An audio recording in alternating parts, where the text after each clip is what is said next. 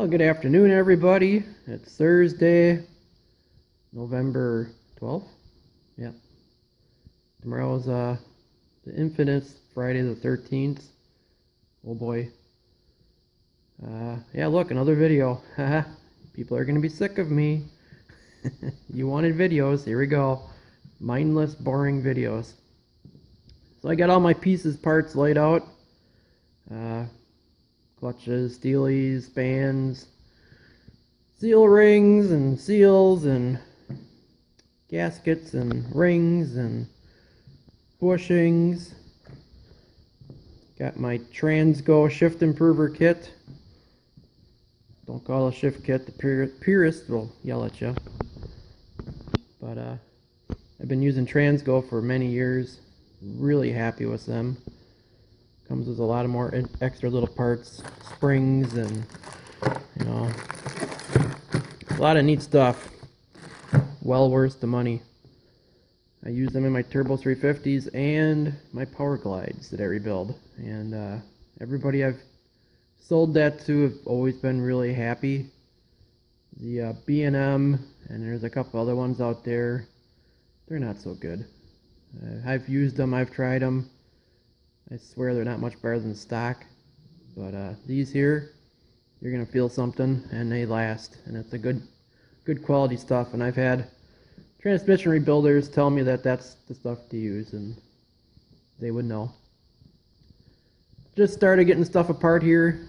I got center hub coming apart. I got a piston here.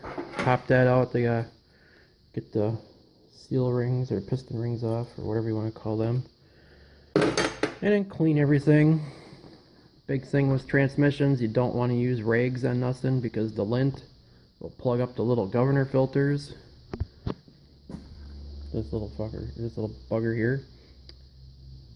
It's already got a bunch of fuzz and dirt and crud inside there. So you never want to use rags, especially cloth rags on a transmission. I did tell everybody I wasn't trained on doing automatic transmissions. I kind of lied on that. I didn't lie, but I wasn't trained on doing automotive automatic transmissions. I was trained on how to do Allison transmissions, which is heavy truck and construction.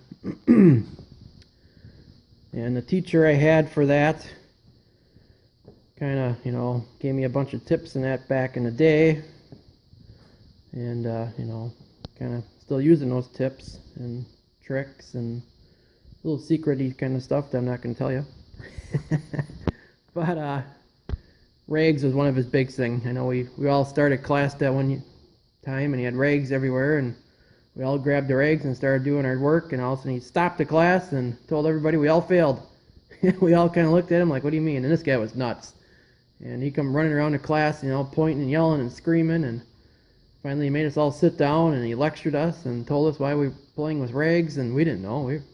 It was the first day of class. So then after that, no more rags in the shop. It was interesting, but I always, you know, make sure I got no rags around. So that's what having that parts cleaner, parts washer, it makes life a lot easier. Transmission is clean, by the way. I pulled that out a little while ago. Nice and clean. Retapped all the holes real quick. Everything looks good. So ready to start on that. Got my homemade bracket here that holds my transmission, so then I can, you know, spin them around. They make fancy ones that clamp on here, but I don't have one.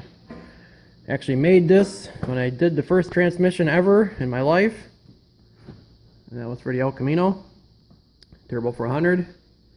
That was 17 years ago now, and I've abused the living hell out of that transmission, believe you me.